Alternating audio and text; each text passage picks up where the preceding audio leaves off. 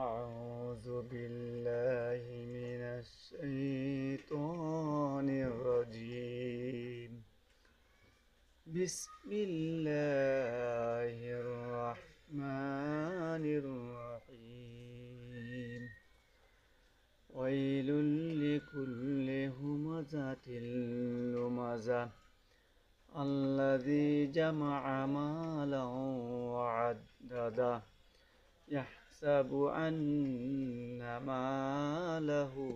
أخلده ধ্বংস এমন প্রতিটি লোকের জন্য যে নিন্দা করে